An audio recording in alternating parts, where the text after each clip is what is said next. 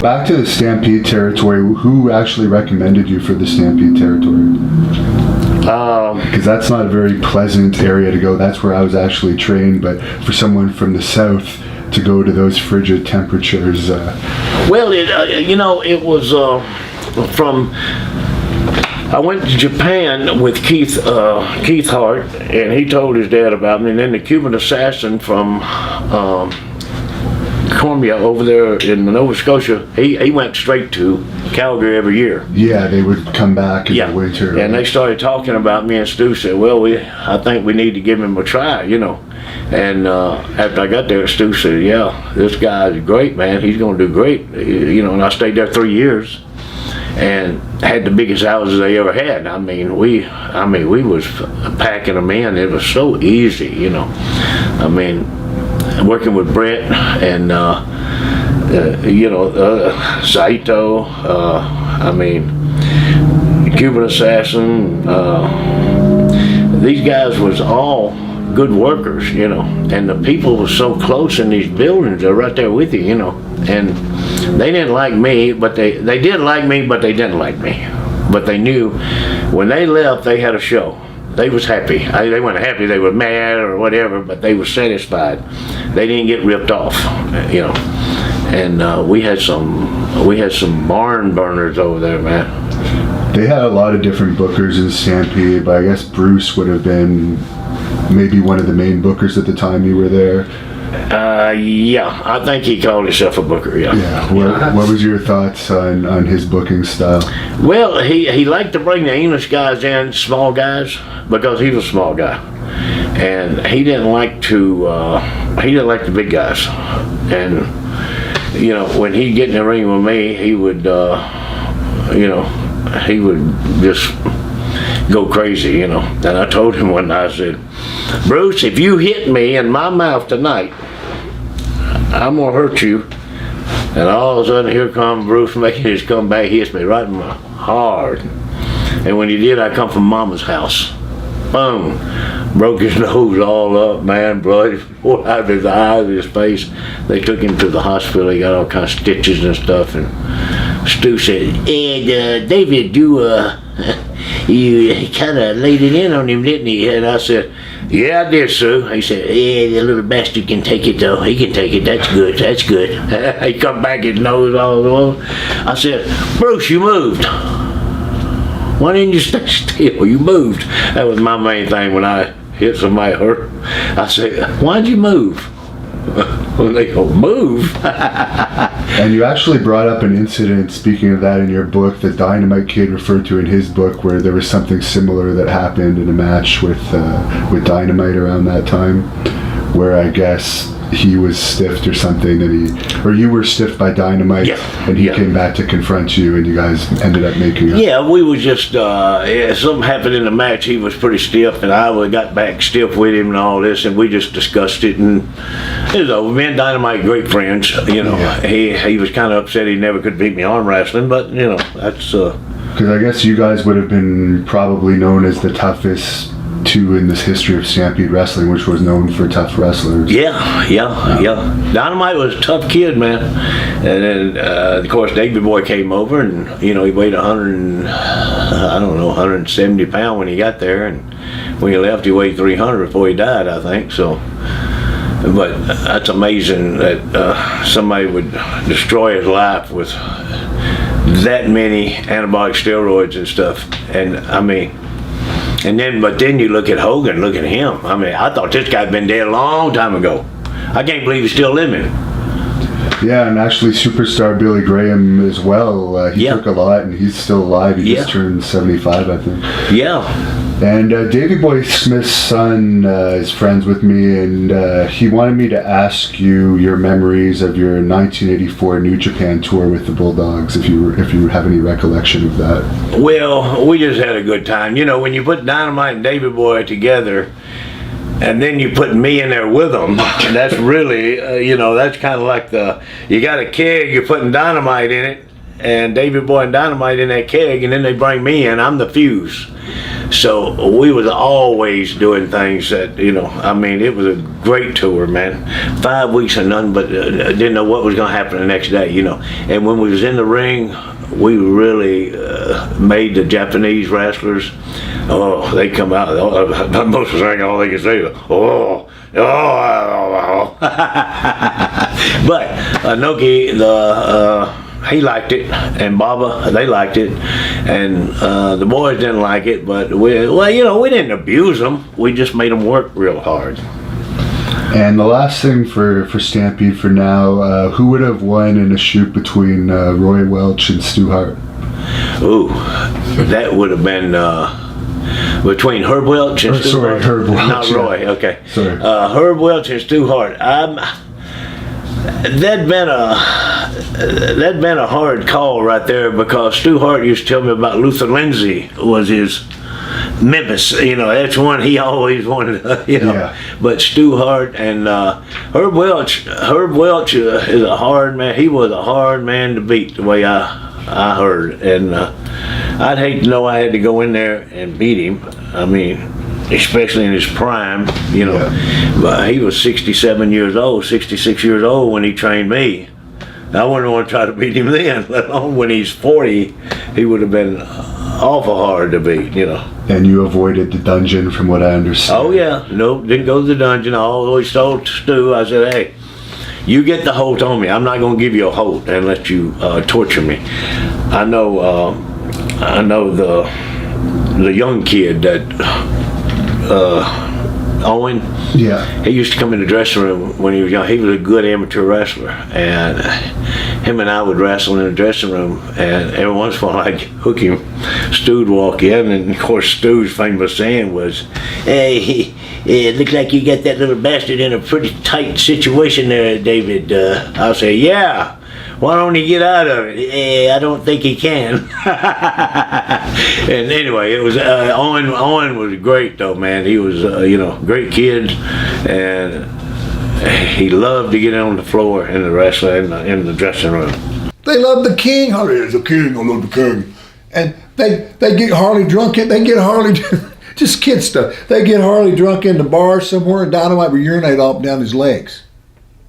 Harley wouldn't even know. Because he used to get him so drunk. Just evil kind of stuff, right? You feel me? Evil stuff. Dynamite would whiz all up and down his leg. Didn't they get Outback Jack too? They got Outback Jack and ripped his thing off, and his him and Neidhart and those guys. And I guess they got his jacket tore off, his little crocodile and stuff like that. And I think the one that got him real bad was the time that somebody must have hellsounded him or something one night in Frisco. And, because he was Outback would, he's just a nice guy, but he'd come over a little bit overbearing, right? Like, I think Morocco and maybe Fuji said, hey, you want to go drink with us? I don't know if you blokes can drink with me, Well, you don't say Fuji. Now, his stuff could go dark real quick. And somehow or another, I don't know. The story was, what happened was, they got him out and got him drinking. They must have started bombing him, right? And they got him bombed real good. And when they realized they got him knocked out, they said, "Oh, it's okay, take him up." They took him up and put him in his room. And the thing that got weird, this don't have anything to do with the Dynamite thing and taking off his crocodile off his back and taping him on top of a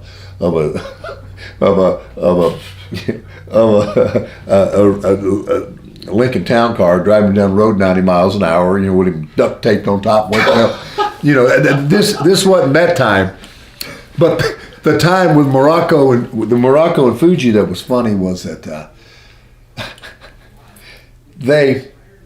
after he kind of passed out, he was passing out in the bar in something, and they said take him up. They took him up to the room. They put him in his room, put him in his bed. Well, what happened was unforetold, but when you're under the influence of that stuff, apparently sometimes during the night, before morning or what time it was, Outback got up completely naked. Stoned out of his mind, and went outside his door, hit the button, glass elevator all the way down. Goes into the coffee shop naked as he came on earth and sat down and said, "Yes, miss, I'd like to have a cup of coffee." Ordered a cup of coffee, didn't even realize he was gone. Security got him and took care of him, got him out of there because he didn't realize what was going on. And that was you know. I wish that would happen now. Oh my God! Can you imagine? All over the Can you imagine? There would be a whole movie on. Everybody would have that filmed, right? It's like I'm saying, you can't do anything not have any fun. Our guys got out every night and did such as that. It was every night was like crazy. If you did one of those things now, you'd be in federal penitentiary or who knows? Everyone would have been fired involved in that in Everyone WWE. been fired. I saw in person the Dynamite Kid, Davey Boy Smith, Jacques Rougeau, and the other brother. I saw the conflict over and over, night after night. I was traveling with Hillbilly Jim at the time, and I'm surprised that this thing was an absolute horrific thing between them, the animosity between them, and I didn't see the big knockout punch, but I certainly heard about it. And did he have a roll of quarters or something in his hand when he nailed Dynamite? And I think Dynamite, after he spit his teeth out, half his teeth, he said, "Hell of a punch." he didn't even sell it, but he was knocked half crazy and lost half his teeth. But he did say it was a hell of a shot. Hell of a shot. Did you witness some of the other people that Dynamite Kid specifically gave a hard time in the dressing room? Because in those days there was a lot of bullying. It was kind of like a high school atmosphere. Oh, no question about it. And it was really funny because I saw Dynamite Kid give himself injections of steroids in the locker room, and when he'd give himself a shot in the hip, and he'd just throw the needle, throw the syringe against the wall of the floor. Wouldn't even throw it in a waste paper basket after he gave himself a shot. And so he left a trail of syringes across the whole entire territory, and just went on about his business. So he was really he was just really vicious to people, and definitely one of a kind. And but he met his match that day. The shot for the Rougeaus came and knocked half his teeth out. Dynamite Kid wrote a lot about you in his book, that you guys were very close. When did that friendship start? Well, it started when I went up to the WWE, and me and Dynamite traveled the roads. And I had a huge respect for Dynamite Kid.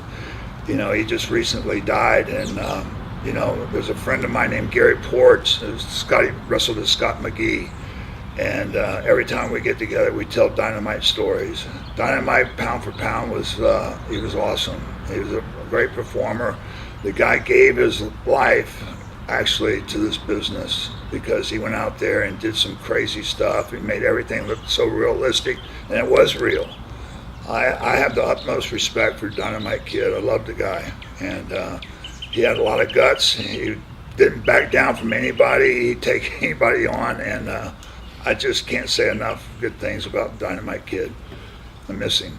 It's been a while since I read his book, but he wrote a story in his book that you let him house sit once, and I guess he OD'd or something. Do you have any recollection of that?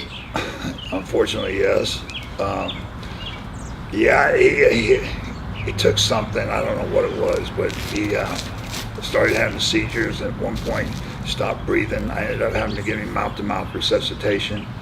And so the EMS came and took him to the hospital. And like I said earlier, Gary Ports came to the house, and I told Gary they needed to go get Dynamite out of the hospital because we didn't know if they were going to arrest him for what he was doing or whatever. But ended up, that was the last time I saw Dynamite Kid, was when he OD'd at my house. And Gary went to the hospital and snuck him out of the hospital and got him on a plane the next day, and he went back to England.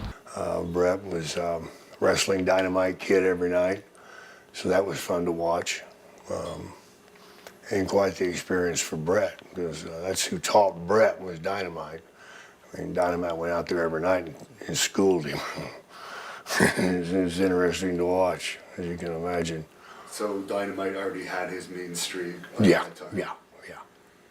Is there any incidents that stand out in your mind? Oh yeah, fuck man. I mean, Brett was, he was young and he would get excited and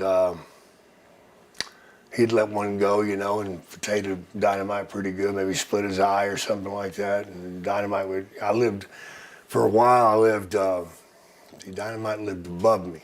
Is that right? Yeah, Dynamite lived above me in an apartment complex and. He'd come down, his eye would be split, and I'm like, man, I seen that last night. He goes, yeah, said, tonight, Jake. He says, you gotta give him a receipt. I said, yeah, I understand that, man. He says, so, how should I do it?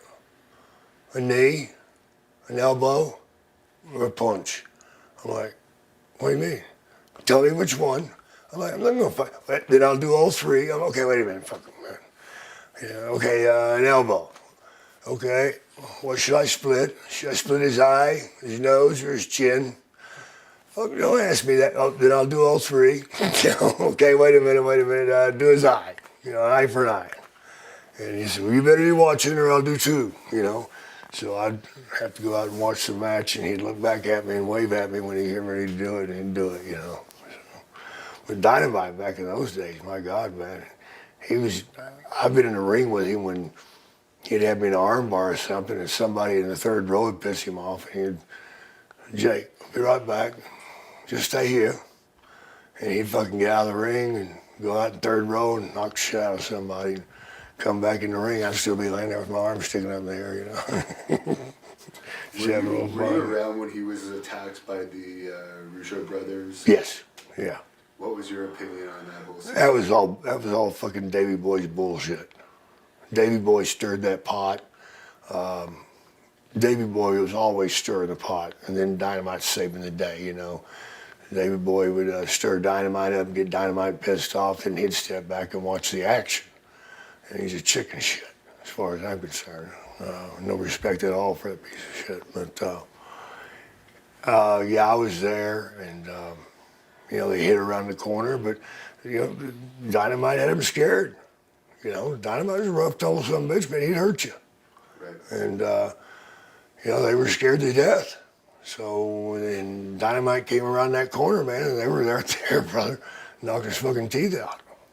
And then, of course, McMahon stepped in and said, that's enough, no more, or you're all gone.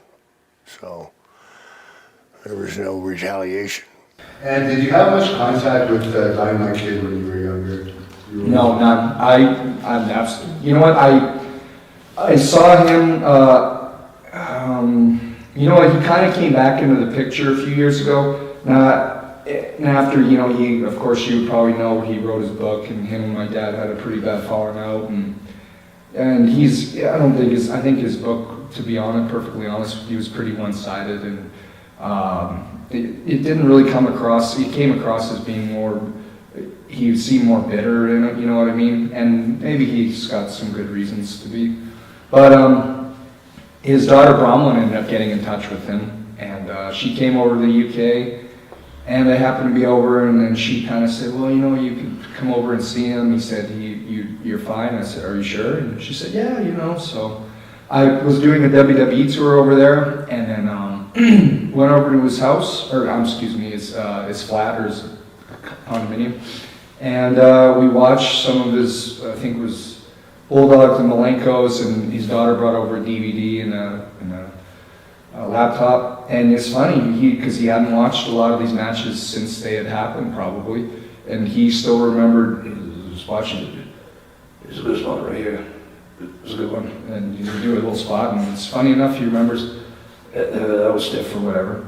And he was pretty good. The last couple of times I saw him, his health has really taken a traumatic dive, I'll say. And the last time I saw him, he could barely speak, and he was shaking, and his one eye was kind of closed. And I was asking him little questions about guys, and all he really remembered was Tiger Mask, and he was not in good shape. I hope he does well, but man, I don't. What was that terrible rib he played on Outback Jack? I don't know. I know that they screwed with him. I heard. I've heard about Dynamite. Well, he was known for halcyon guys' drinks, and my dad used to tell me that he would see him halcyon his beer or something like that, and he wouldn't think that he knew it or whatever. He would take a sip of his beer, and he'd catch the pill in his mouth and then spit it out. And he'd act like he was watching something on TV, right? And then Dynamite would be kind of watching him, waiting for him to fade. And then he'd see Davey, he'd be fine, and he'd be kind of wondering, like, is he building a tolerance to this, or you know what I mean? And I heard stories about him, like, lighting people's beds on fire while they were sleeping in them. That stuff doesn't happen today. No, I think they were driving on the highway somewhere, maybe when they worked Stampede when they came back, and I heard a story that whoever was driving the car, that I think it was Dynamite or Davey, from behind they just grabbed the guy's eyes like that and pulled him and yanked him so he couldn't start putting his feet on the brakes or on the gas, and they swerved into a ditch. And I think Bruce just grabbed the wheel and turned it back in. But, like, who knows what if they would have crashed into a ditch and flipped, or, Dynamite was getting the guy back for something, right? Yeah. I don't know who it was. It could have been Bob Johnson or somebody. The Bulldogs, when we won the belts, we were supposed to wrestle Wyndham and Rotundo for the belts. They were going to chase us for a year. That was George Scott's plan. Well, Barry Wyndham quit the next day. So now we were scrambling. We had no opponents. You had the Bulldogs, but they were green. They were young. They looked good, but they weren't the caliber of a tag team that we really needed. And so we worked with the other guys, the Killer Bees, and on this guys and that guys and everything. But they saw something in the Bulldogs, so we kind of took them under our wing. We worked with the Bulldogs and brought them along. And really schooled those guys and turned them into a good tag team. But that was still a big mistake. That WrestleMania 2, beating us WrestleMania 2 was a big, huge mistake. The Bulldogs were a good tag team, but they still couldn't talk. You had to have a manager do all the talking. And they weren't ready for the push. And at that time, it was way better to have the heels with the belt, and they can chase us around, beat us every night, but if the championships are on the line, they can get their hands raised every night, a disqualification, whatever it is, and we run out with our tails between our legs, but we got the belts. And it only made the people even more want to see us get our asses kicked, and it was about money. This was all that was about money. They put the belts on the Bulldogs, the belts freaking died. Big, huge mistake. And then the Dynamite Kid thing, that was in Fort Wayne, Indiana, and happened in the lunchroom. And I was down with Jimmy Hart, and we were doing interviews. And somebody says, "You ain't gonna believe it, Jacques Rougeau just knocked Dynamite Kid's teeth out." What? And we got up to the lunchroom. It had all been settled down. They had them separated. So I missed that one, and I missed the one where Dynamite Kid had punched Jacques in the jaw and broke his jaw 6-8 weeks before that. Jacques was playing cards, him and his brother with a couple of guys, Dino Bravo and some more people, I think, at a table in the Miami locker room. And Dynamite Kid just came in. Jacques got a handful of cards, pasted him right in the jaw. Would you say Dynamite Kid was a bit of a bully in those days? Yeah, he was. He pushed his weight around, and he pulled a lot of bad ribs on people. He was always nice to me and always treated me well until toward the end, where he said he slapped me around the locker room, made me cry. Well, I'm glad Diana Hart, or one of the Harts, did a book and said, "You can't believe a word Dynamite Kid says. Everything he said everything he says was a lie." So that, at least that never happened. Jimmy Hart was there, and he was. At that point, you would have been fairly high up on the card. And Yeah. on good terms with Hogan. Yeah. So if he had done something Right. like that, Right. he would have been. Well, I even saw him like the next after that And I saw him the next day, and he's walking along, and I said, I met him face to face, and I said, "Are we okay? Is there any more problems with us?"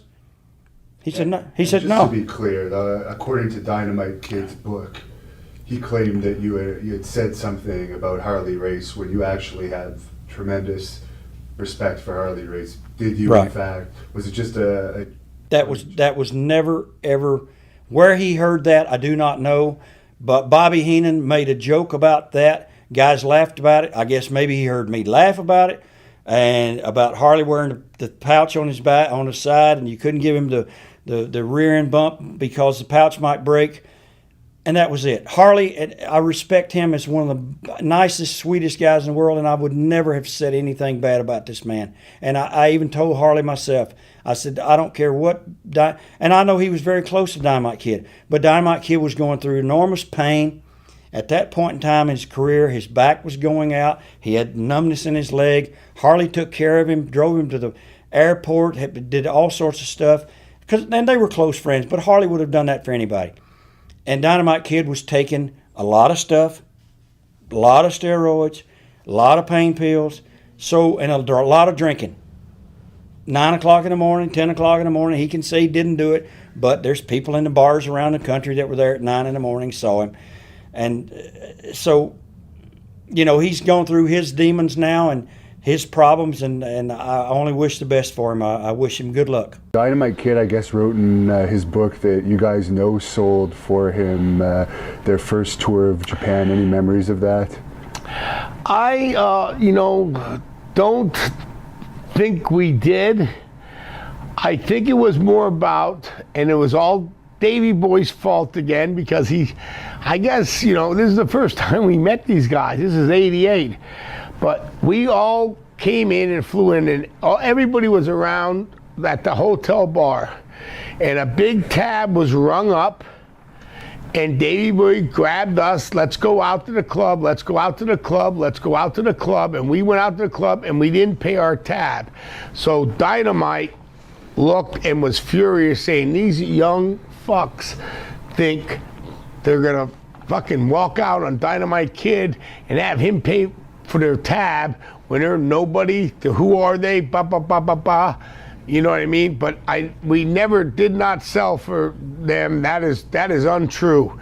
That is definitely a false. If he wrote that in the book, I don't know why he would have, because I still was friends with him to the very end, and because of Bret Hart, my good friend, the Hitman, and Harry, who saw Dynamite at the end. I mean, he was a true champion, man. He was a good guy. I mean, in 1992, I think it was, we were running a tour over there in 92 or 93, and me and Chief Jay, like I told you before, and Brett went to see him, and he wasn't living in the greatest section, but he was so happy to see us.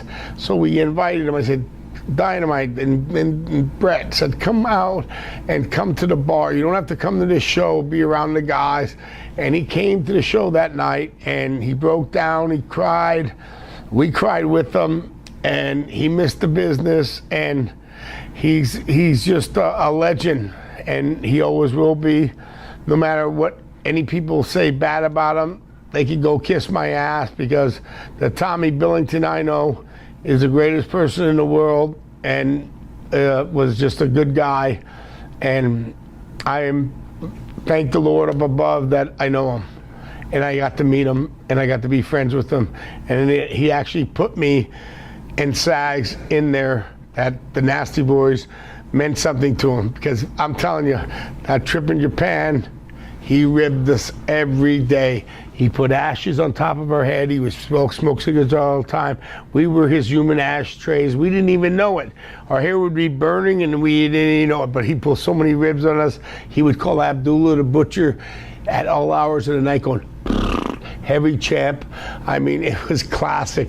But anyway, love you guys, but Dynamite Kid is the tops with the Nasty Boys. What did you think about Dynamite Kid, who just passed away? I imagine you knew Dynamite Kid pretty well. Oh, I knew him very well. In actual fact, although he's British, I only ever met him once in a dressing room just before he went off to Canada. Unfortunately, he was so into steroids, it isn't true. And I guess that's what killed him in the end. But I remember saying to him, Tommy, why do you do so much in a contest? The thing is, you don't need to do the stuff that he was doing, and he was hurting himself every night. I said, you're just not going to last, you know what I mean? You can't, and he didn't. But I like Tommy, but I'll tell you what, you won't find very many people in the business that did like him. He had a very nasty sense of, he was a nasty guy, actually, but I mean, I got on with him. Probably because he didn't want to mess with you. No, he didn't want to mess with me. You, of course, brought Dynamite Kid to Stampede Wrestling. I have a few questions about him, but I just wanted to ask you, Jake the Snake mentioned when we interviewed him that Dynamite was roughing Brett up in their matches a lot in Stampede, and Jake said he found this quite amusing. Do you have any recollection that Dynamite Not really. As you might recall too, because you were in Stampede a bit later on, but the style tended to be a bit rugged, a bit solid or stiff or whatever you want to call it. So a few potatoes here and there, but it was sort of just the mindset up there with, it was a more kind of a solid style, and guys like Dynamite and some of the Japanese guys and Bad News and some of them were pretty solid, as they say. So I never ever perceived, I worked with Dynamite many a time, and we exchanged more than a few potatoes, but I never discerned that it was intentional, and we frankly liked the style. Dynamite was maybe a bit stiff, but at that time we were endeavoring to make people believe as they should be today. And you've told us this story off camera when we were doing the training in the dungeon, but there's a story that's been written about in several books where Dynamite Kid attacked you up in the Northwest Territories. Do you mind just telling a short version of that, the true version? Yeah, it was it was kind of stupid. I'm on more than good terms now with Dynamite and them, but we had some kind of a abortion of a trip up to Yellowknife, which is about 2,000 miles north to Alaska or some bullshit like that. And I remember this trip was kind of preceded by one van breaking down, and there's about 18 guys in one vehicle, and the last 600 miles was gravel and all this other. And I think we had a show the preceding night in Yellowknife, and then we were supposed to drive back to this other Eskimo outlet called Hay River on the way back. And I think Dynamite and them maybe went into the bar and got plastered, or a whole bunch of them, and I had driven down the preceding night after the matches because I had to do radio interviews in the morning on the Hay River radio. And anyway, to make a long story short, show was supposed to start at about 7 or something like that, and by 7:30, the only wrestlers there were Bulldog Brown, his son, his supposed son or his nephew, Kerry Brown, and myself. And we had a pretty good house, about 1,500 people or something like that. So anyway, we're waiting, and we don't want to give them their money back. And so finally I worked with Kerry Brown. And I think we worked about 45 minutes, and I told Bulldog if if the boys haven't arrived yet by like 45 minutes or whatever, you know, do some kind of an interference, and we'll, you know, shoot a spin-off angle and I'll work with you then.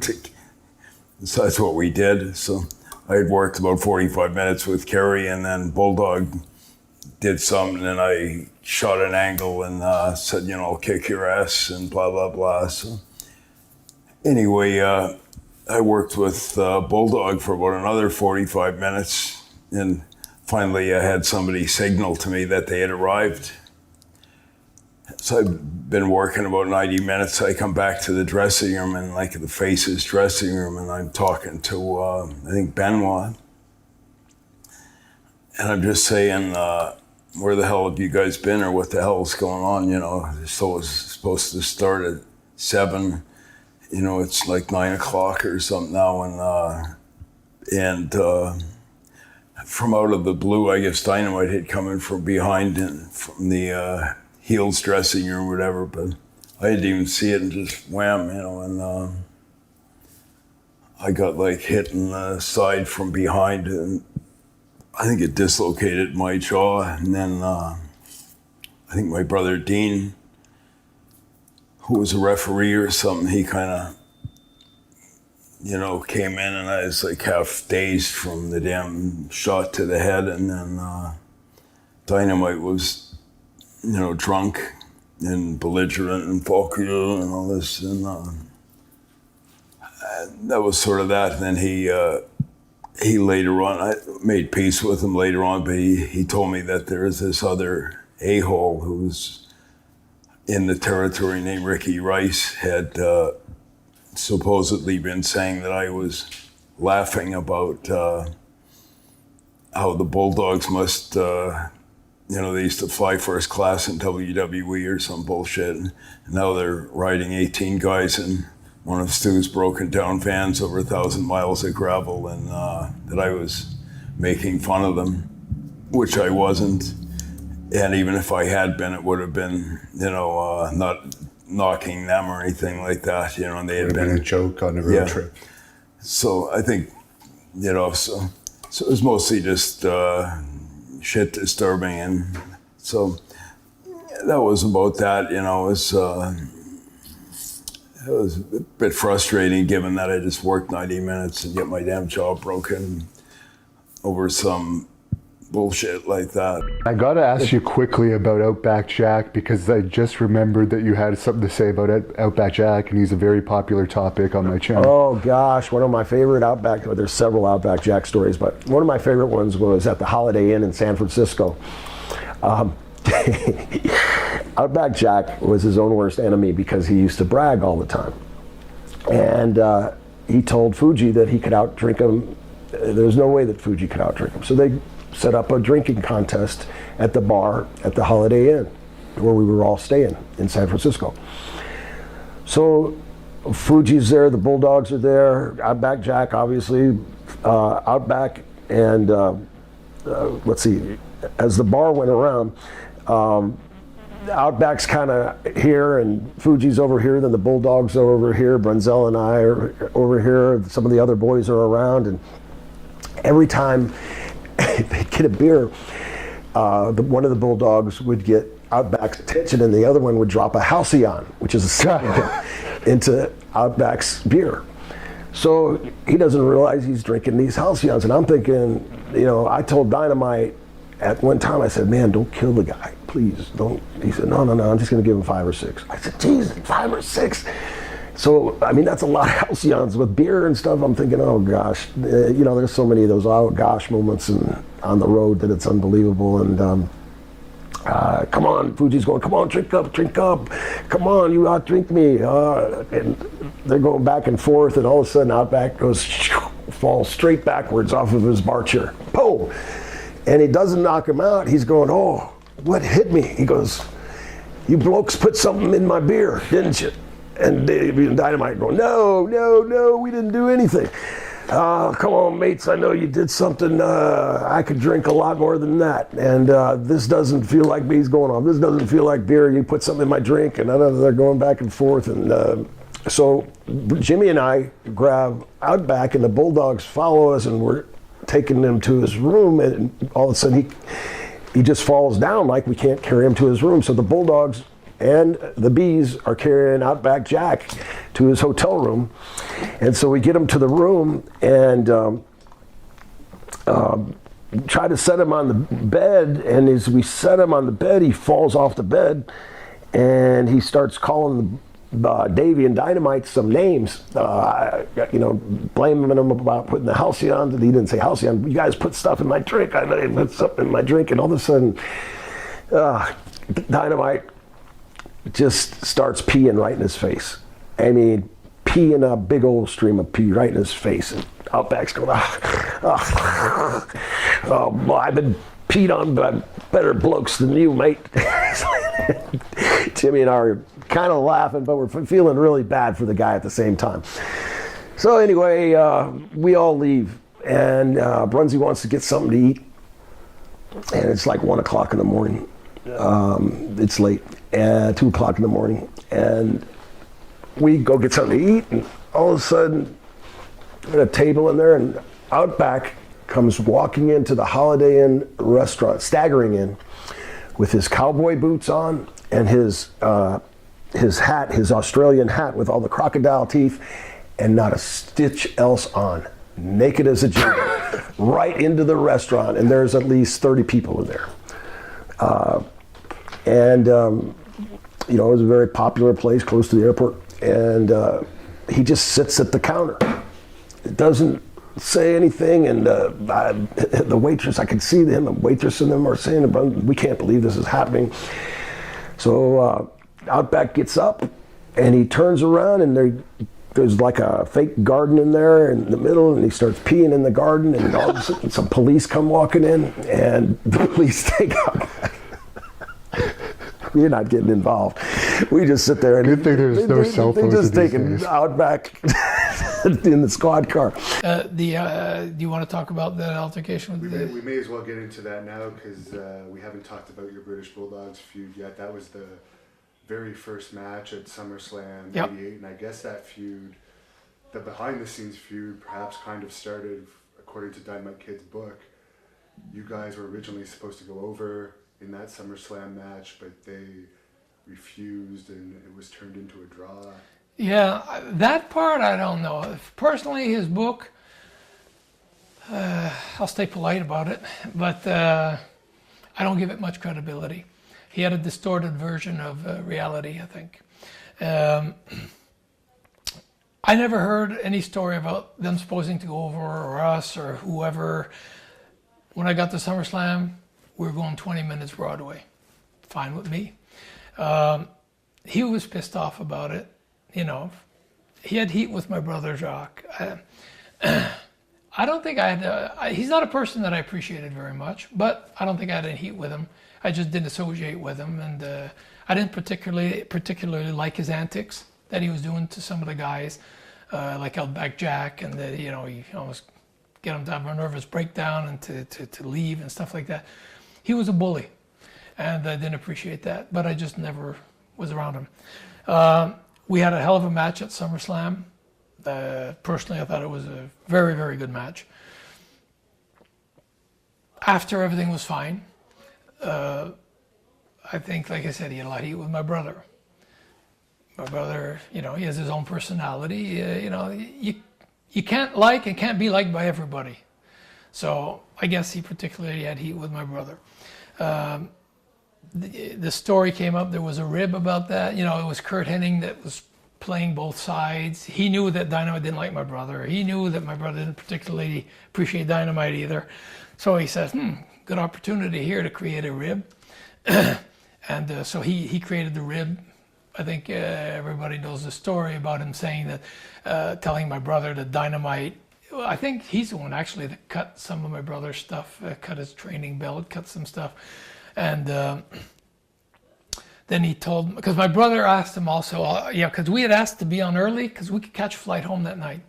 So if we were on an early match, there was a flight out of Syracuse we could make, and I know that pissed them off sometimes. At the end of the tours, we were always trying to get home. If we could make a flight that evening home, it gives you a full day home instead of getting up the next day and coming home and wasting half the day getting home.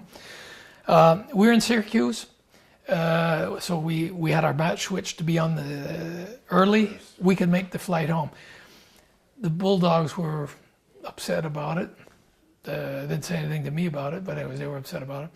And my brother asked Kurt Hennig to check his bag. He said, I don't trust the Bulldog, this and that. But like I said, Kurt Hennig, we didn't know was playing both sides. So he says, no problem. So when we came back from the ring, we didn't have time to anything. We just like, boom, hurried, head to the airport. We had somebody bring us straight to the airport, jump on the flight. When my brother came back to get his bag, see, I never had anybody check my bag. Nobody touched my stuff. But like I said, there was some heat there. So checked my bag. Kurt Hennig just went like, gave him a head sign like, he messed with your bag. And we didn't have time. Boom, we're gone. That's when my brother saw his stuff were cut and this and that. So he was pissed. We had 3 days off. The next show, we headed to Miami. And Kurt Hennig supposedly told the Bulldog, Jacques pissed off and he wants to call the office, say that you cut his things, which Dynamite did not, what I understand about it, because we never discussed this after. He did not, I understood. Did Kurt Hennig ever actually admit to cutting it? No, after this whole incident, I don't think he did, but I think it came out to where all the eyes were turned towards him, and he was like now laying it low. But it had become so intense with the original Bulldog incident, everything else was secondary. That's not important anymore. Right here, there's an important incident. There's something potentially dangerous going on. So we go home, we get to Miami, and after the 3 days off, my brother's in the dressing room playing cards with Kurt Hennig, like he normally did. And all of a sudden the door opens on the other side. In the meantime, I had injured myself. Actually, it was maybe a couple of weeks later, because I wasn't injured in Syracuse, but I was injured by the time it happened in Miami. So maybe a couple of weeks went by. And I had injured myself with the Heart Foundation. Pretty bad injury, which I could hardly walk. I didn't miss any shots, but I could hardly walk. I couldn't bend my leg.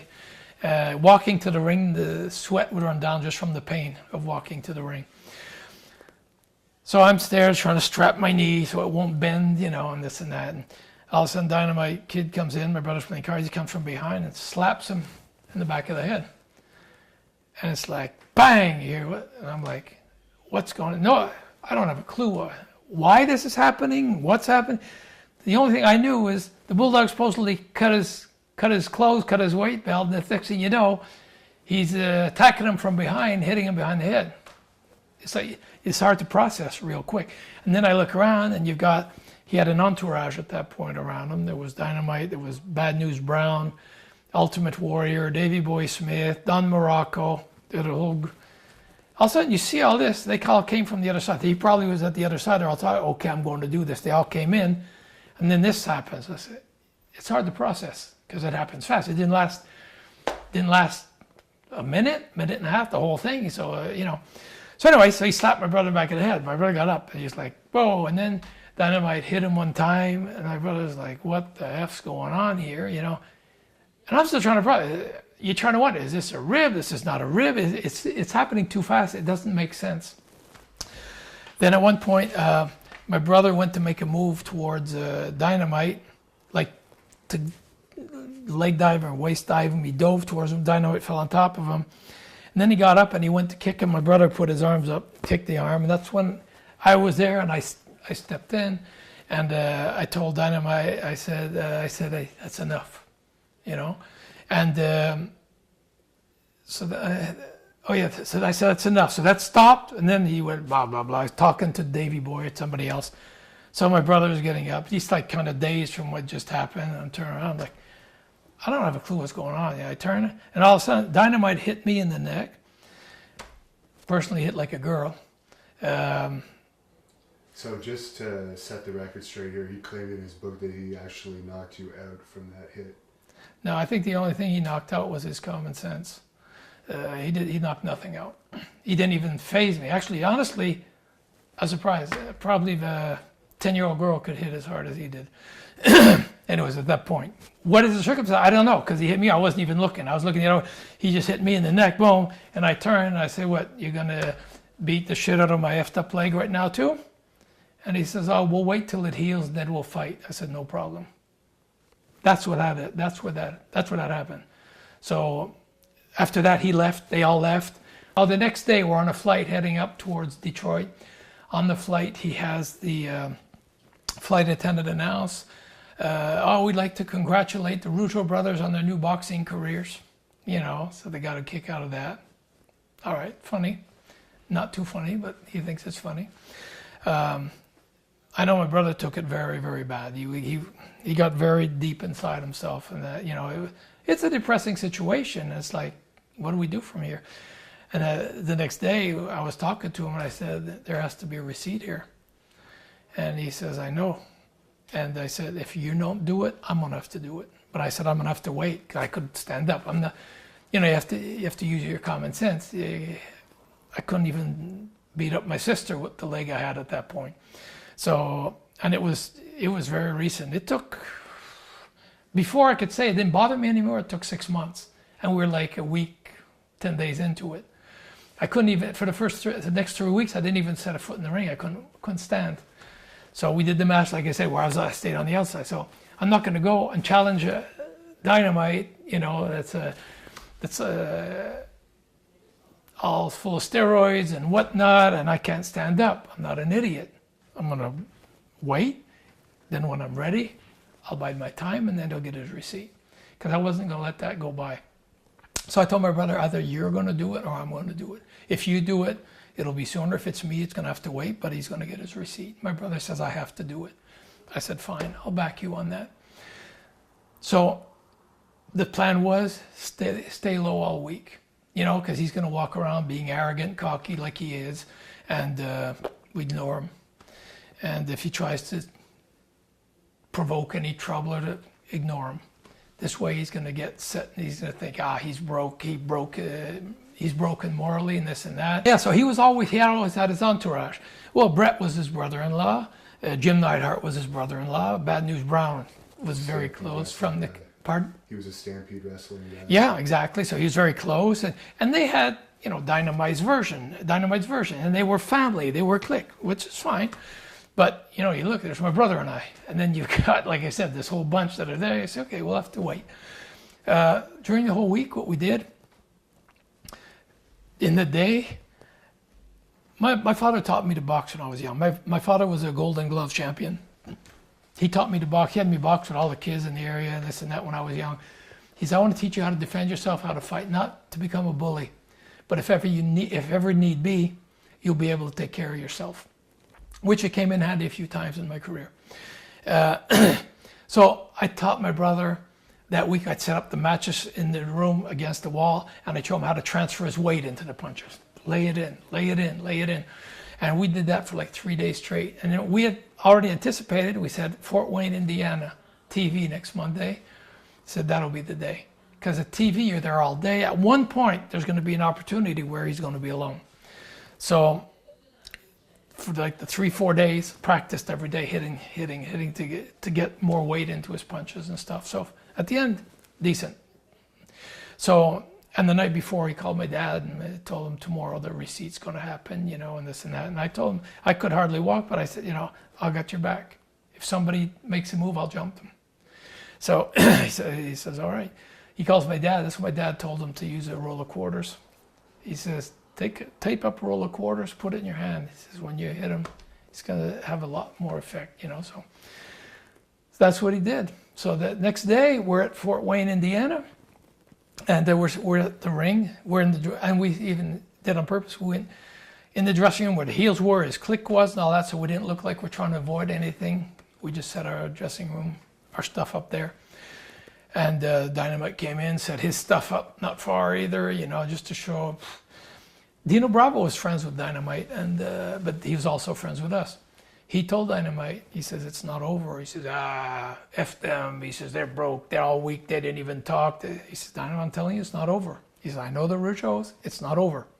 Bah, bah, bah, bah. Say, I'm invincible. Nobody can beat me. Nobody can touch me, and blah, blah. anyways, he told him, my brother and I were sitting at the ring,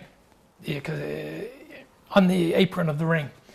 And we're just discussing, okay, well, maybe when, we'll wait till we have an interview, this and that, we'll go, we'll find him, this and that. Then Vince comes out to the ring because he heard what had happened. He says, hey guys, how you doing? I said, fine, Vince, how are you? He says, good. He says, I've got a meeting with Hogan now. And he says, right after that, he said, I'd like to have a talk with you guys. No problem, Vince. So that's what my brother said. He says, we got to do it now. Because he's probably going to say, I heard what happened, what happened, this and that. And if there's any more problems, I'm going to have to fire you guys, whatever. He says, we have to do it now.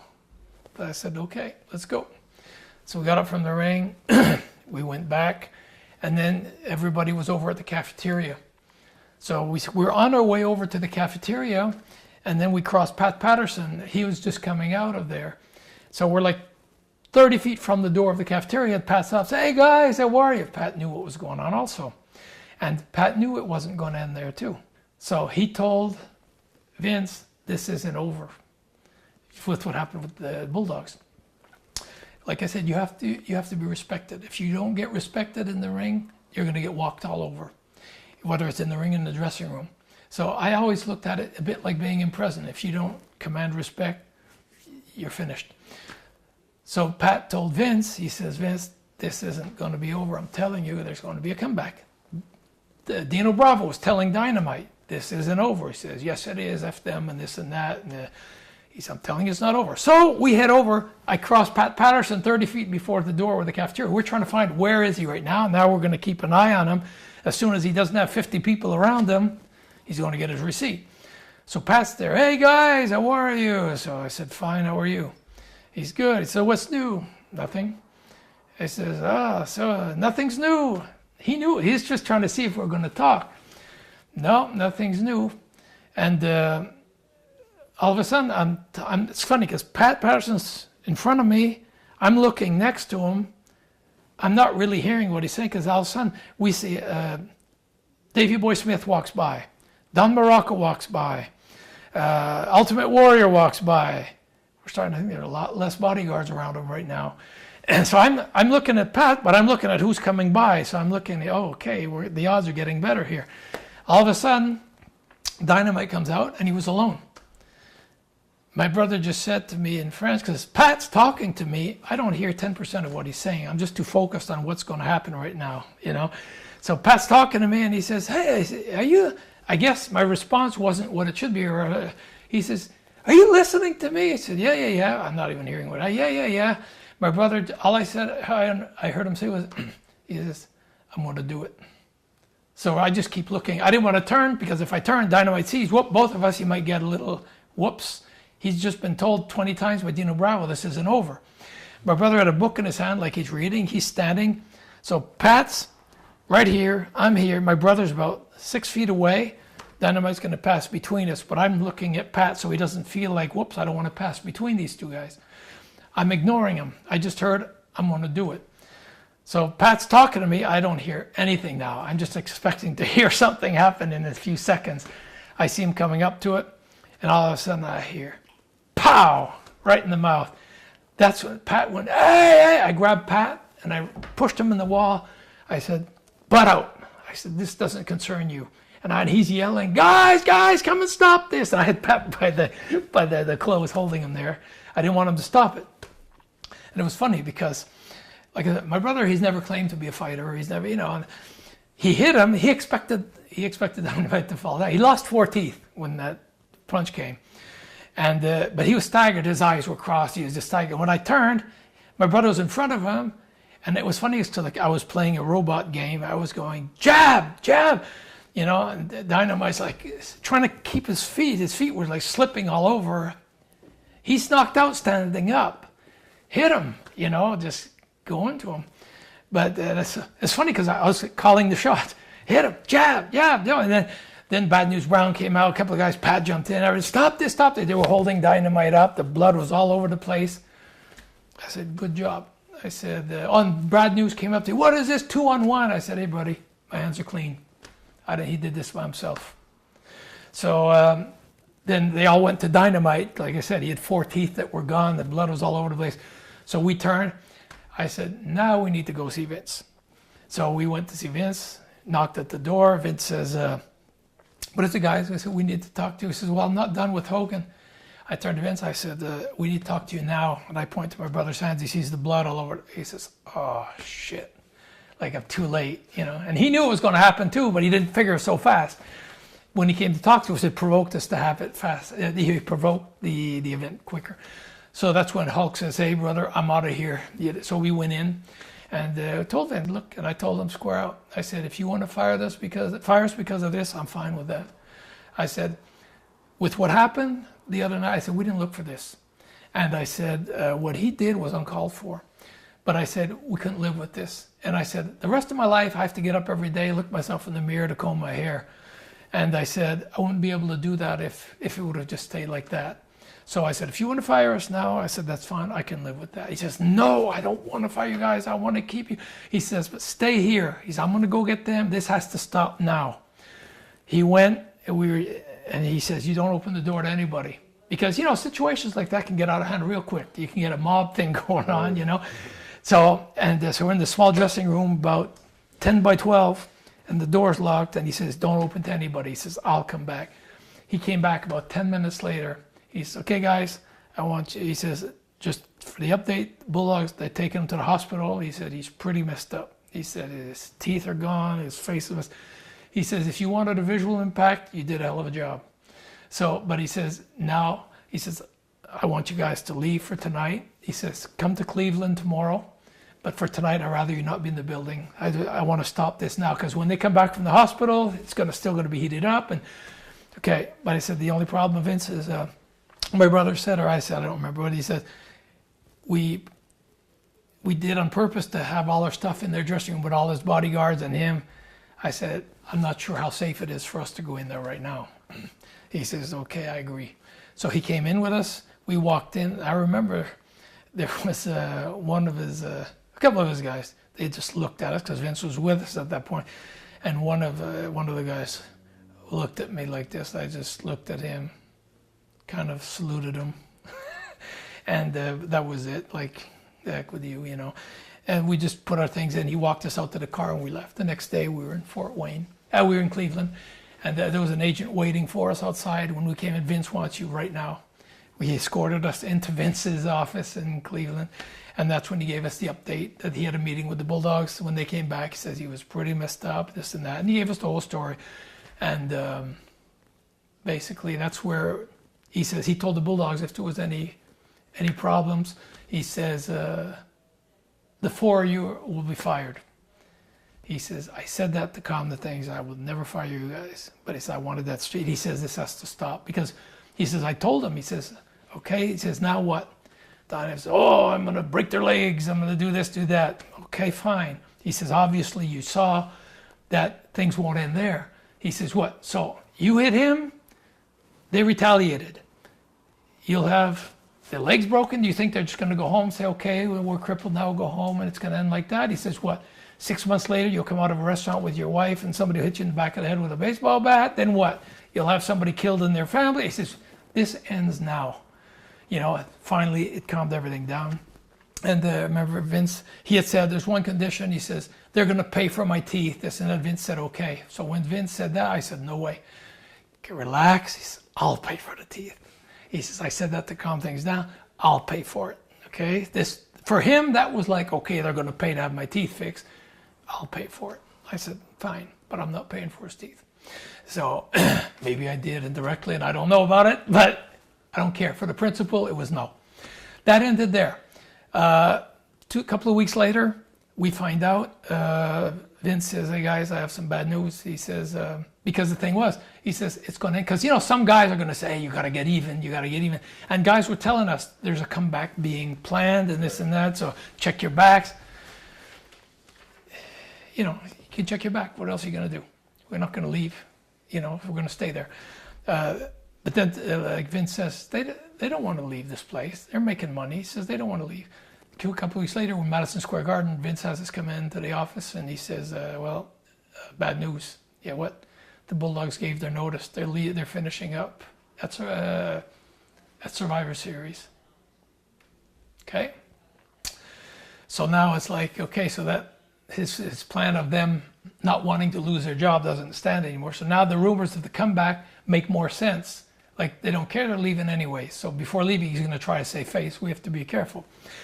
So all of a sudden we checked on the bookings to see where we were in the same town. So Vince had his book and we looked and said, Vince, the last week in the territory, we're in the same towns as them. We're rarely in the same towns. It just worked out that the last week we're in the same towns every night with them. I said, Vince, this isn't good, because if there's going to be a comeback, it's going to be in the last week he's here. And I said, knowing him, he's lost face right now. He's just a big overblown ego. And he's going to want to save face. He's going to go to extreme measures for that. So I said, knowing the person, I said, it's very possible that we could cross him in a hallway in a building, and just thinking funny like he is, he's walking by and he might just go like this. I said, if he gets within striking distance of me and if I feel threatened, I'm going to nail him. So I said, there's a potential of something bad happening here. He says, I agree. So what he did is he had the last night before the week we were going to spend with him, they were going home on tour because they weren't doing TV anymore because they were leaving. So Vince set up a meeting at San Francisco Airport. We're taping at San Francisco. He had them coming in, go through San Francisco before going to Calgary to meet. So Vince set up a meeting in the Admirals Club.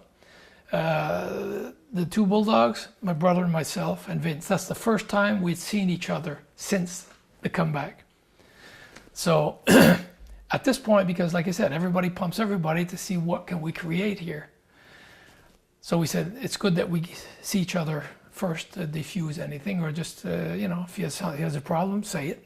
We'll talk to you without having 50 guys pushing you. So we met there. We came in, we sat down. So Vince started by speech by, I don't remember what he said, but he started the first 2-3 minutes like to set the table. And he says, like he was saying, I spoke with the Rougeaus, I spoke with the Bulldogs, he's telling them he spoke with us, he spoke with them. And he says, Dynamite gave me his word that this is over. And so anyways, we talked. And Dynamite says, I don't appreciate the being sucker punched and this and that. I said, your attack on my brother in Miami, it was uninvited. It was out of nowhere, and unjustified. I said, whatever you heard, I said, it was unjustified. At that point, everybody knew that Kurt Hennig had been in the middle of that. So I said, you don't need an invitation to go to war. So bottom line, and then my brother started to want to talk, and I told him in French, shut up. There was enough heat. I said, I think I could defuse something better than he would at that point, because right away Dynamite says, oh yeah, right away they were both. I just said, shut up. And I took the floor and I just, brought this. I said, look, I said, this is a situation. You initiated something, there was a comeback. Vince said you have spoken. He said that you gave your word to Vince that this was over. I said, your word is good enough for me. I didn't 100% believe him. That's what I said. I said, I'm not going to be stupid and say yes and then turn my back to him. But I said, your word is good enough for me. I said, as far as I'm concerned, you've got my word, it's over. And and I spoke to Davey Boy, same thing. I understand you're caught in this like I'm caught in this. But I said, personally, it's over. And I said, if you give your word, it's over. So Vince, at that point, said, I'd like you guys to shake on it and all that. I said, I have no problem with it. I shook hands with Dynamite, shook hands with Davey Boy, my brother shook hands, boom. And then we left. We said, okay, that's the way it's going to be.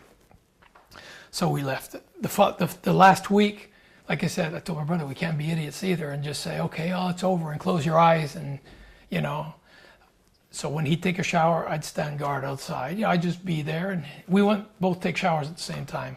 He wouldn't take a shower and I'm somewhere else, and vice versa. We kept. Oh, and Dynamite said something when we had that meeting too, and he says, because he didn't want to give any credit to my brother for that, because Dino told him, he says, look, I know Raymond, and he says, it's not over. I'm telling you, it's not over.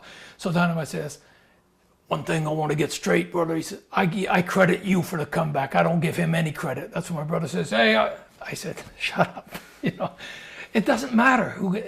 Butter is he gave his own comeback. It doesn't matter who did what.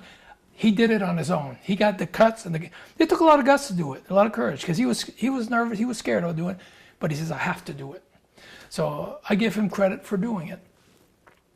So anyways, after that it was over, we left. So the last week, like I said, we were being very cautious, and we stayed at different hotels from the guys, just not to leave anything.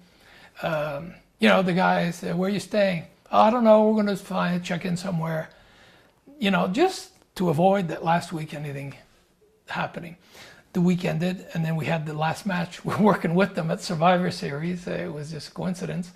It was 5 against 5 at the Survivor Series.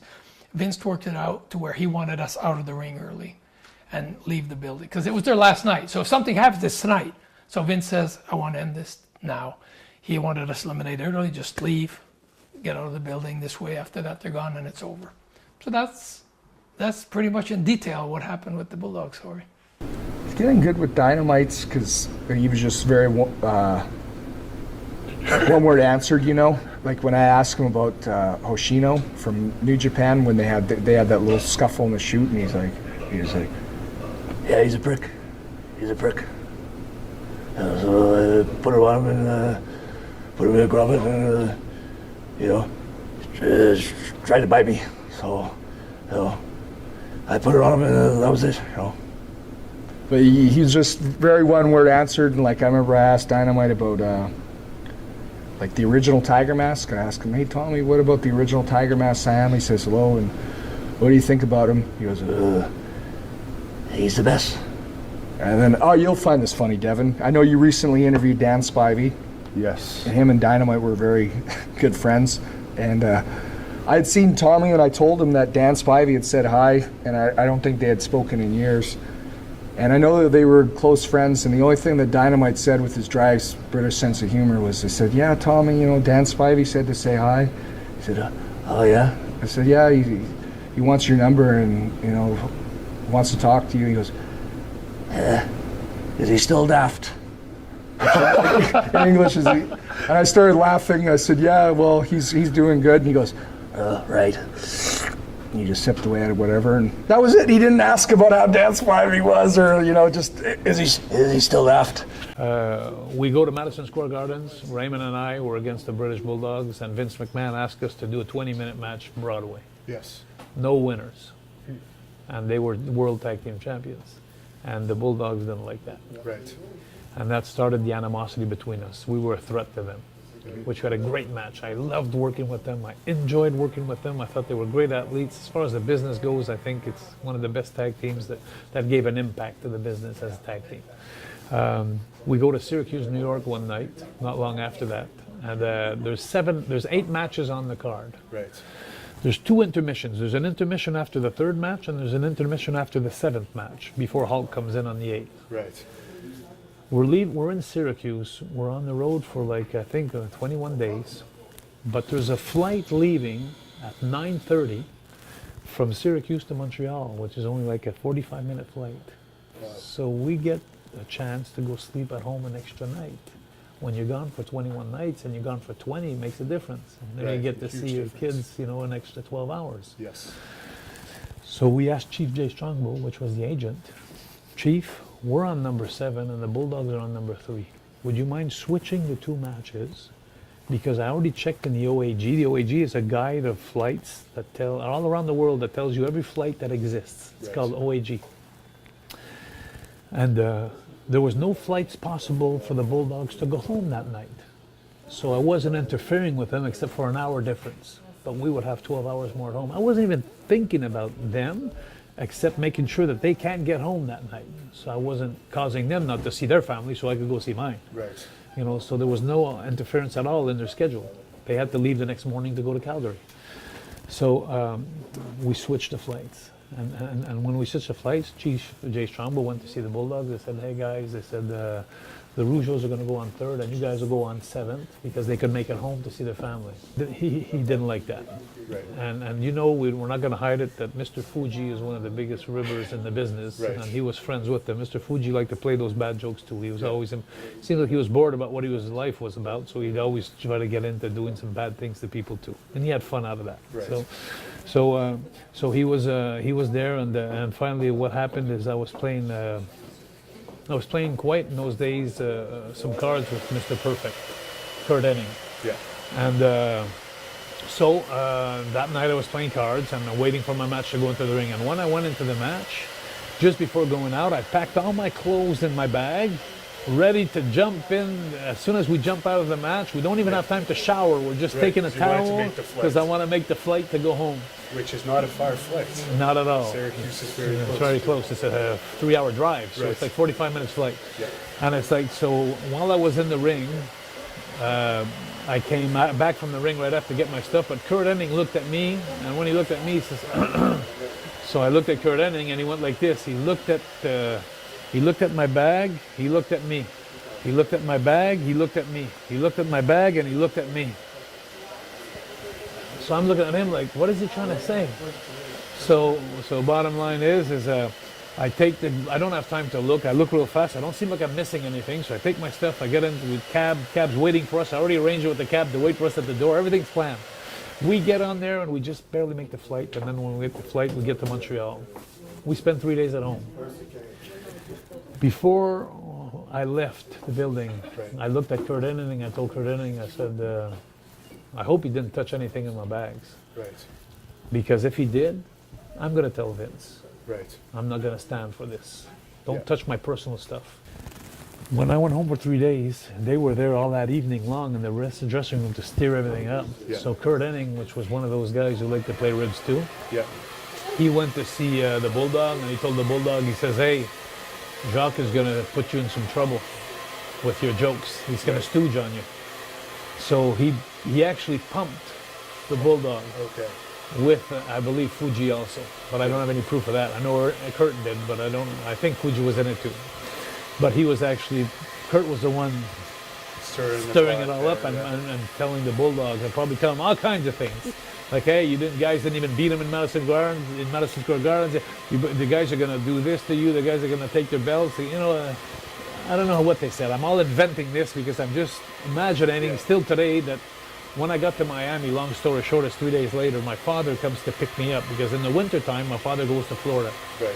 So when we fly to do a shot in Florida, we don't get a hotel room or a car. My father comes to pick us up at the airport, Right. and then he brings us back to the house, and then he brings us to the show. Right. So my father brought us to the show, and when we got to the show, my father went into the stands because my father didn't want to bother. He didn't like being in the dressing rooms. He went right into the stands. He got his ticket.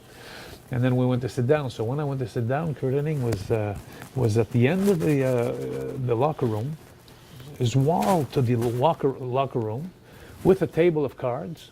And when I came in, he signaled me, "Come on, Jacques, let's play some cards." But by being at the end of the locker room with his back to the wall, that put my back to everything that was happening in the dressing room. So when we start playing cards, I was holding my cards, and the next thing you know, your brother was injured at the my time, brother so- was in crutches, Right. so he couldn't do nothing. And but we didn't expect nothing either, to be honest with you. But anyway, he was injured, so he couldn't do nothing. He was basically managing you. He was actually, coming to the ring just to show the people that he's not wrestling somewhere else or doing something else, that he's really injured. We were always professional like that. If we're injured, we'd show up anyway. And so I'm playing cards, and the next thing you know, the Dynamite Kid, Davey Boy Smith, Brett, Jim the Anvil Neidhart, Don Morocco, and Cowboy Ace Horton.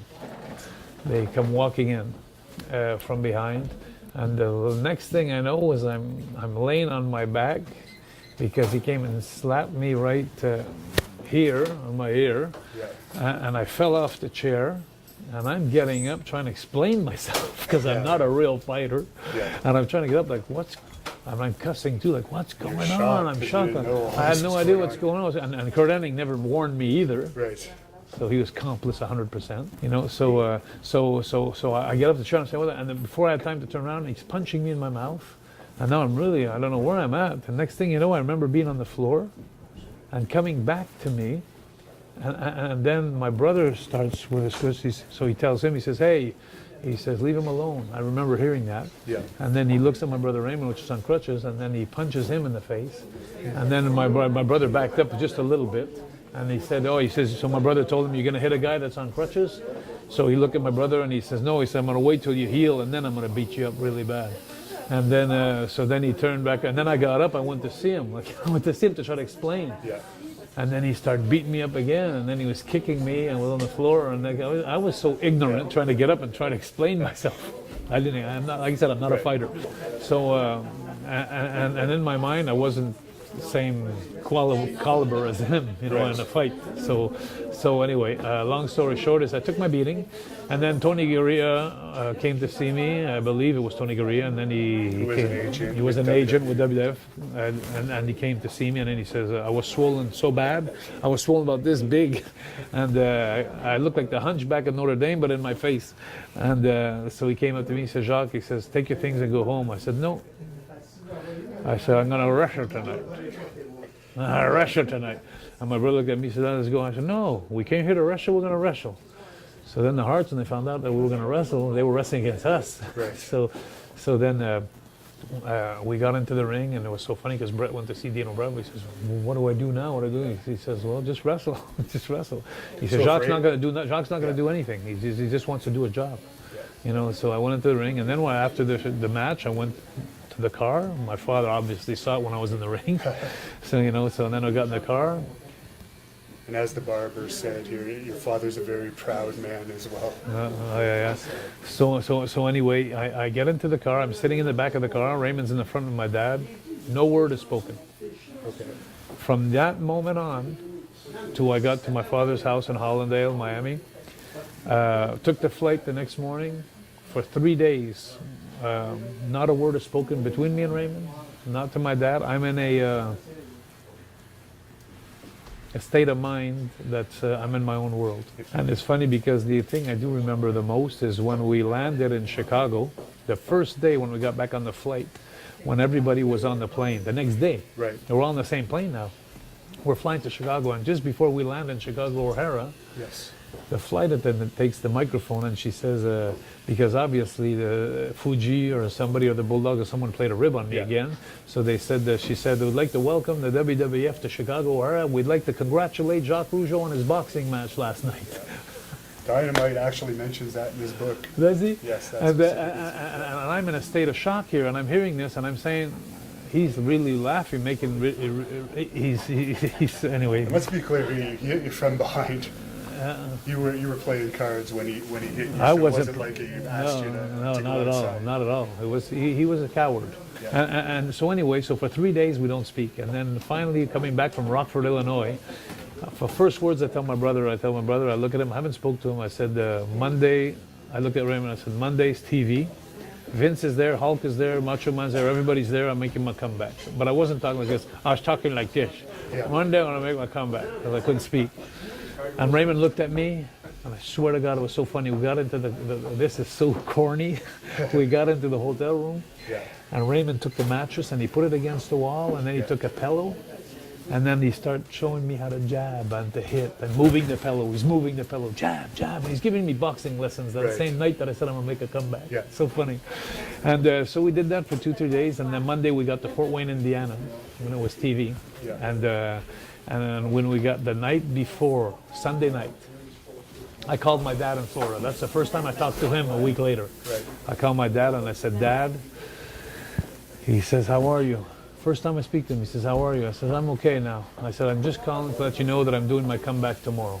Right. I just want you to know that. You know what my father told me? My father told me, he says, before you go there tomorrow morning, he said, you stop at the bank. And he says, you go get yourself a roll of quarters. And he says, you put that in your hand. And he says, when you hit him, he says, you hit him like you want to kill him. He said, hit him as hard as you can. Because my father was a bouncer here in Montreal. Right. He's a tough guy. He's seen it all. There's a lot of rough people in Montreal, especially at the club. So anyway, so I got to the bank. We got to get a roll of quarters in the morning, but it only opens like at 11 o'clock.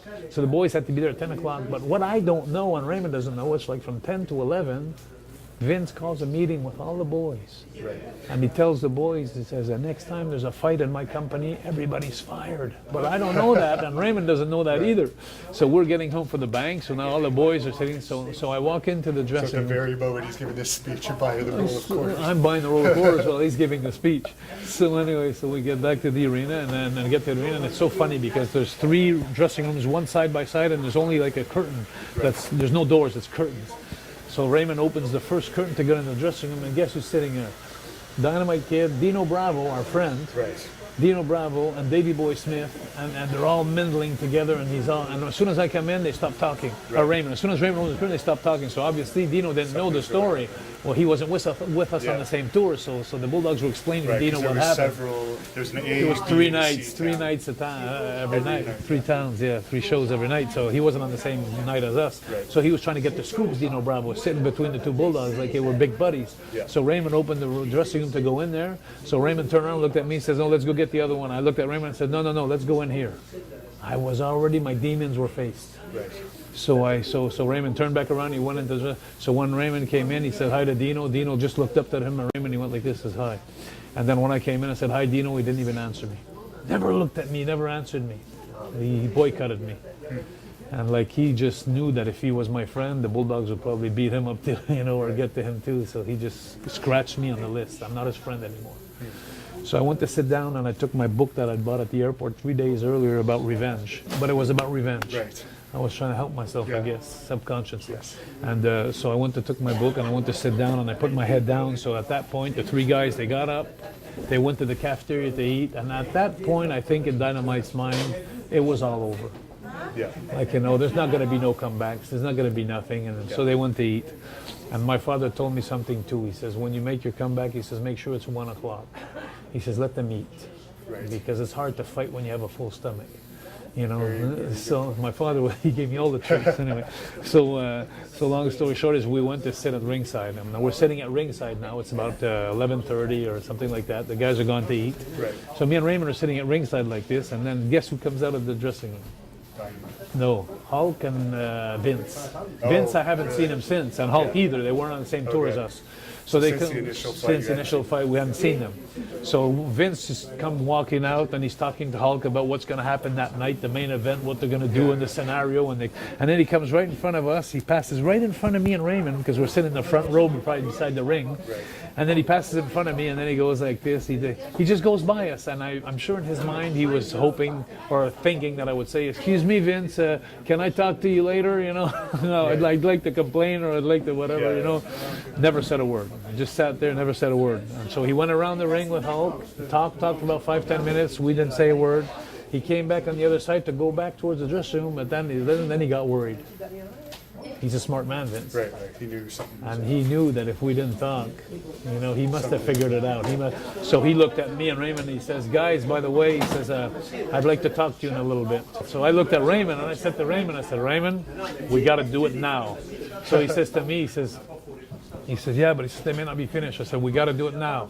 I said, "If we don't do it now," I said, "it's going to be too late." He says, "If he warns us, which he's going to do, that if we fight, we're going to lose our job, I'm not going to do it." Right. So I said, so then Raymond's looking at me funny, so I look at Raymond and I really got him in the right place. I looked at Raymond and I said, "Are you sure you want to help me?" And Raymond's a much tougher guy than me. Yeah. Raymond's a tough guy. I said, "Oh, he's a real fighter too, Raymond." Right. So I took his ego, I punched him because I needed him. Yeah. So I said, "So you sure you want to help me? Like, are you a coward?" Let's look what you're up against. I mean, there's Dynamite, there's Davey Boy. Bad who's a News very Brown tough was guy. with Bad them News too. Brown, There was a Olympic bunch of guys. judo medalist. Forget it. Bret Hart, Forget very it. tough guy. Jim Neidhart, former Throw me NFL with the football Tigers. player. I'd rather be with the Tigers than. So Anyway, so I looked at Raymond when I told him that. I said, "You sure?" I said, "You want to back me up?" So that took his ego. So he says, "Away, let's go." So and he was upset that I said that, because his pride too. I didn't give him a choice. Yeah. So we go down and in every arena, there's the locker rooms. There's like a hallway in the back under the seats where people are in the fans. The show is here, the fans are here, but in the back here there's a hallway in every arena. And at the corner was the cafeteria where everybody was eating, but it was a dead end. The only way they could come out was in that hallway. So they had to pass. So they had to pass there. So I told Raymond, I said, let's stop here. We're about from here to the door, which is about 50 feet if you don't see the door. 50 feet away. I said, let's stand here. I said, I'll stand on one side. You stand on the other side. So that makes the corridor a little smaller. Right. They got to get in between us. And by then, we just waited for them to finish eating. And you know what? I'm going to tell you something. You're gonna know something about Jacques Rougeau that people don't know. Sure. I'm a believer in God when I'm in trouble. I pray. I prayed the whole week. Yeah. You know, and I swear he must have heard me, because I was against the wall and I had the roll of quarters in my hands and I was like this, and guess who I see come out? Don Morocco. I said, yes, he's by himself. Then I see Cowboy Sorton come by himself. And then I see Brett and Anvil come out by themselves. And I'm going, oh yes. And then I see Davey Boy Smith, his partner, come out alone. The only one left is Dynamite. I couldn't believe it. It was like, anyway, so Dynamite comes out of the kitchen, and when he comes out of the cafeteria, as soon as he looks at me, he's got a coffee in his hand. And as soon as he looks at me, I go like, don't beat me no more, like please don't beat me no more, giving him the upper hand mentally, like, you know, I'm afraid of him. And him being so cocky, he couldn't help, so he puts his chest out and he comes right in front of me, like he's coming, he wants to really intimidate me again, to keep control of the situation. So I could see my head down, but I could see like 15 feet ahead of me there. And when I see his feet start appearing in the view, I waited till he was about 4 feet from me. And then I lifted my head up to him, and for the first time in a week, I looked at him right in the eyes. And I looked at him and I said, hey, how you doing? And he went like, and I went bang with everything I had. Right. 4 teeth came out in one shot. 2 here, 2 here. That's what I heard. He said he felt his gums actually loosen. There's 4 teeth that came out in one shot. And blood was spurring everywhere. But you know what? I couldn't believe it. He took a shot, he went to the knee. And for me, the job was done. Right. But it wasn't done. Right. And then so he grabs my tights. Right. There's not a guy that's not on steroids or that's normal that's going to get up from a punch with a quarter or roll a quarter. It's not a man, a human being that's going to do it. So everybody knew anyway by looking at them. Right. So that's why he was so strong. So when he fell on one knee, I thought the battle was over, you know. But he grabbed me by my tights, and then he started pulling me into him. I got scared. My brother's on the other side, and he's saying, jab. He's screaming like jab, and I'm doing nothing, you know. And then finally I kind of woke up, and then bang, I jabbed him in the face, you know, a couple of good shots, bang, bang, and then Pat Patterson was right next to us when that happened. Right. He was actually talking to Raymond when it happened. Pat Patterson was right next to, he had come out just before British Bulldog came out, and he was there talking with Raymond when it happened, so that was perfect. Did he have anything to do with it? Not at all, not at all. Dynamite He had no idea, he had no idea. that he was in on it. I swear on my kid's head.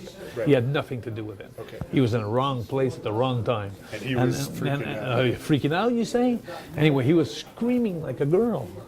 Help, help, help. And that's all I could hear was Pat Patterson screaming, help, help, help. And in the meantime, Raymond was saying, jab, jab.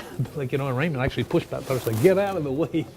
And then he's screaming at me to jab. So then finally I jab, and then finally the Harts came running in. And then everybody came running in. It was too late. The damage was done. And then they pulled him off. They pulled Davey. He was still like soggy, and on his. And then he got about from 20 feet from me. I couldn't believe it. And he looked up to me, and he said, and he's going like this, I'm gonna fuck you up, I'm gonna fuck you up, and he's still talking. Right. Like, you know, he's still threatening me. He's still threatening me. I couldn't. Billy Graham actually saw it, and his comment to us was, I can't believe he didn't go down. And you know what you know what I did? It wasn't me anymore. My body was there. It wasn't me. He said, I'm gonna fuck you up. I'm gonna fuck you up. And I looked at him and I said, and I came out of my. And I looked at him and I said, the next time you fuck around with me, I'm going to break your legs. I'm going to put you in a wheelchair. That's what I said exactly. And I'm going to put you in a wheelchair. Yeah. And I couldn't believe that it wasn't me. It's not me in life. It wasn't me. No. But then after that, I turned around and got up, and then Raymond, he gave me a slap on the ass. He was so proud. He was so happy. And now I looked at Raymond when he gave me the slap on the ass, and I turned around and I said, let's go see Vince now. Now we got to go see him to tell him what happened. So we walk around the arena in the back, always in the back hallway, and then we get, now this is worth writing in a book. I get near there's Macho Man has his room. Right. There's Him Vince. and Elizabeth always had their They had their own room. So they're on this side here. We're coming in the hallway this way, and they're and now is the corner like this, and Vince has his room here, but he's talking to Hulk still from all that time, from around the arena. So Hulk's on the other side. He's looking this way. So when Raymond comes, and we come by, and Raymond knocks on the door. So when Raymond knocks on the door, Vince opens the door, and he turns around like this, and he looks at Raymond, which is in front. I'm full of blood from head to toe, but it's not mine though. No. It's his. I'm full of blood. But he doesn't see that, Vince. So he turns around, he looks at Raymond, he says, I don't know if Vince was trying to be arrogant or trying to play his game or whatever, his power trip. But he looked at Raymond and he says, guys, I said later. He looks at Raymond and says that. I took Raymond's shoulder, I pushed him aside. I said, no, we're going to talk right now. And then he saw that, and then at the same time, Macho Man opens his door. He looks at me full of blood. He goes, "Oh yeah!" And then he shuts his door. And then there's Hulk that gets up and says, "I'm out of here, brother." And Hulk just walked out of there. So then Vince says, "Holy shit! Come in here, guys! Come in here, guys!" He knew he was too late. Right. He should have talked to us earlier. He missed it. Anyway, so then he escorted us back in the dressing room. Vince escorted us. First he said, "Stay here, guys," and he says, "Lock the door behind me." Right. So we locked the door behind him, and then he said, "I'm going to go see the Bulldogs." Right. About 2 minutes later, 5 minutes later, he comes back and he says to me, he says, "Guys, they're gone to the hospital." So he says, "Come with me." So then I got into the room, and then there was a lot of the guys. Nobody was looking at us, talking to us. It was like, and then But nothing like that, nothing that brutal had ever happened in the dressing room. I don't know, but anyway, not with me. Not with me. Anyway, so we walked and we took our bags, and after we took our bags, he brought us to our car. He walked us to a car, and he says, "Go to Syracuse, not Syracuse, another town near New York." Anyway, he says, "Go to the next town." I think it was maybe Nassau Coliseum. It was the second day of TV. Right. And he says, "Meet us there. You're not working, guys, tonight." He says, "Just go there." And he says, "The Bulldogs are taking a flight tonight. They're going back to England." Right. The same night that happened. Because there was another tour going on in England. Yeah, and I swear to God I didn't know that. But what better timing? Because he hadn't seen his dad in 2 years. Right. And he had to face his father looking the same way I did with mine. Right. So it was perfect revenge, and it wasn't timed like that. It just happened like that. He made it happen upstairs like that, and I didn't know they hadn't been home in 2 years. I didn't know none of that. Right. So anyway, so we got onto the flight. He had a pay-per-view to do too. Everybody saw him on the pay-per-view with all his mouth swollen and everything. So it was like, when he left the next night, I got to Long Island. I wasn't talking to Dino Bravo ever in my life again from that day on, because the way he treated me in front of the Bulldogs when I was vulnerable, very vulnerable. Right. And so he came into our dressing room the next night, and he says to Raymond, so he knows I'm not talking, I'm not even looking at him. So he says to Raymond, he says, "Guys," he actually talks to both of us, but he's talking to Raymond. He says, "Guys," he said, "I got good news and I got bad news." So Raymond looks at him, and he's on crutches too, and he says, "Okay." He says, "What's the good news?" He says, "The good news is that the Bulldogs just gave their notice. They're quitting the business." So Raymond looks at him and he says, "Well, what's the bad news?" Well, he says, "The bad news is the Bulldogs just gave their notice. They're quitting the business." Right. So Raymond says, "Well, why that's bad news?" And then it clicked in my head. They'd rather lose their job And face you again. and beat me up really bad before they leave, And so what a shock came into me. And then so anyway, 2 weeks later. You thought they were going to try and get revenge. Yeah, well, that's what he said, Because there was a Survivor Series. Yeah. Not only that, they came back from Tucson, Phoenix. We had a week tour before that. Yeah. So, but when he said that, it came to my mind right away. They don't give a shit about their job. They just want to save their honor. Right. That's it. That's the way I am, and I'm a coward. So imagine them being bullies and tough guys. They got to save their honor. So it's like, so anyway, so long story short, they went to do their trip, and then 2 weeks later, Vince had us meet in Chicago O'Hara in a private room. Right. The Bulldogs and us. Vince came to meet us. No, it wasn't Chicago. I think it was further west than that. It was on the West Coast completely. It was in Seattle. No, at the airport. Admiral Lounge, like the big, the big lounges. The guys have the frequent flyers that are gold. And so anyway, we went to meet there. So I remember coming down the hallway and getting off the plane and seeing the gate and the number of the room we're supposed to get into. And I see the Bulldogs in front of us. They're walking in there. So and then they're walking, and then they turn out and they leave. So me and Raymond are coming, and Vince is already in the room. So we come in the room, and we go to sit down, and we're sitting down, the door's there, and it's like a U, and they're going to sit on the other side, Vince is there. So when they came behind us, which I didn't like the feeling. They came behind us and then went to sit down. And it was so funny because he wasn't the same guy. Dynamite Kid was in front of me, and Vince started talking, guys, you know, this has been too far, and blah, blah, blah, blah, blah. And I can't remember the conversation. I could just remember Vince saying, you guys are going to be working together in the same towns. Not together, but in the same towns coming up. And he says, I don't want anything to happen. And he said, I guarantee you that. And then Dynamite Kid cut him off. He says, this is what he said. I'm going to emphasize on how he said it. The same way I did. Let me tell you something, Vince. He says, we're going to be a two-thong. We're going to be a two-thong together, because he couldn't speak without his teeth. The same way I couldn't speak to my dad and nobody else for about a week. And he says, there ain't going to be no trouble, no trouble. And he says, I know the Russo family. He says they have a lot of respect. And he says, he almost like apologized. It was weird. Anyway, and so after that, we shook hands. And we left there, and I knew it wasn't a real shake hands. But maybe it was. But anyway, so long story short is we left there. The same night we're in Tucson. I got to tell you something. Me and Raymond, when we got to the arena, coming in the back parking and everything, there's not a place other than look.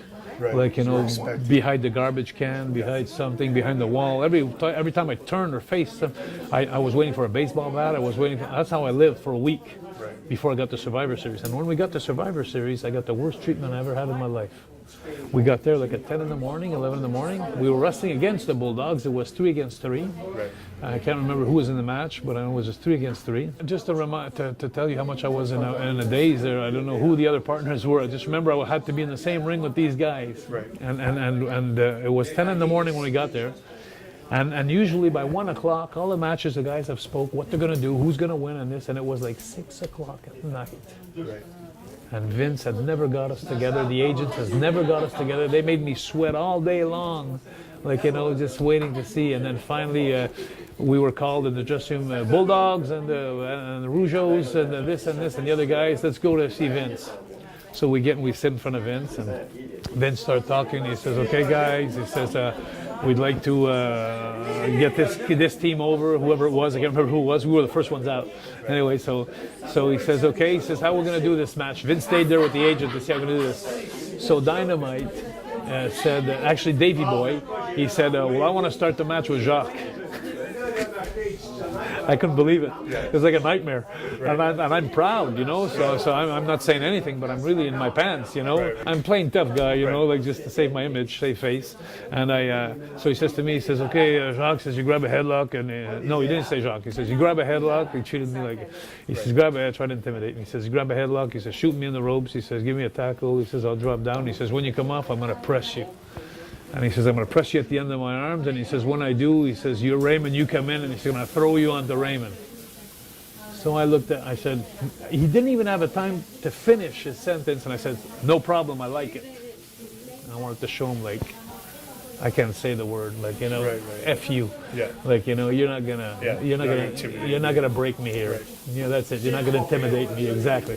So when he finished this high spot where I'm at the end of his arms like this, where I know he's gonna back up on the ropes and he's gonna throw me head first on the cement floor. That's the only thing that kept going through my mind. He's gonna put me in a wheelchair, before the end of the match. I said, yes, sir, I like that very much. And even Vince looked at me and I said, okay. He said, after that, he says, you get the pin, so the Rougeos eliminated. And he said, then so we left right away. They continued the match. When they continued the match, Vince left the gang that were talking about the matches. He came backstage. And he says, guys, come here. He says, can I ask you a favor? He says, I want to ask you a favor. He says, just for their ego. He says, just for them, to satisfy, get some satisfaction. He says, would you mind when you finish your match, take your stuff, don't take a shower, and go to the hotel? Right. Of course you're going to do what you're told. And it's like he wanted me to be a coward. Right. Like, in my mind. I didn't like that very much. And and Raymond looked at him and he says, okay. He says, we'll do it. And I was hesitating, like, I wanted to go all the way to the end of this because I was right. I had no reason to run. I was right in the whole time. So you don't run away when you're right, But at the same time, I was afraid and I was tired of this. It was a long battle for about a month now, 3 weeks. And you won because they were leaving. And they were leaving and he got beat up, So that was the end of the Bulldogs. And that was, so they ended up. And if anybody ever asks me, Jacques, how come you guys didn't take a shower? It's because I always said it's because Vince asked us to do it, to calm them down.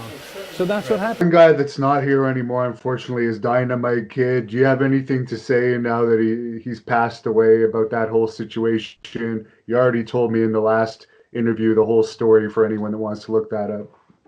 Oh, it's worse. If anybody wants to know what really happened, that's one of the stories that I tell in all my conferences, every day when I go give conferences. I would just like to say,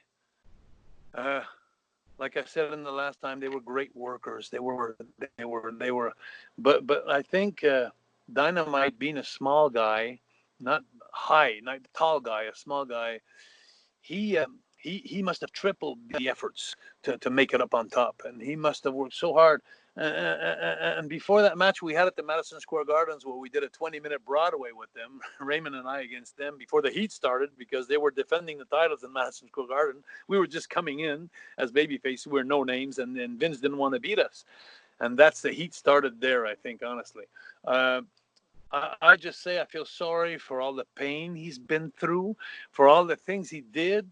I think he paid it in twice. And I think that it's too bad for the family, his family that left him, and then the wheelchair and everything that happened to him. I wish that I would have been their friends. I wish that I would have fit in with them. That's what I wish today. And I think of Kurt Hennig, also, who instigated that incident, also was part of that incident, who's dead also today.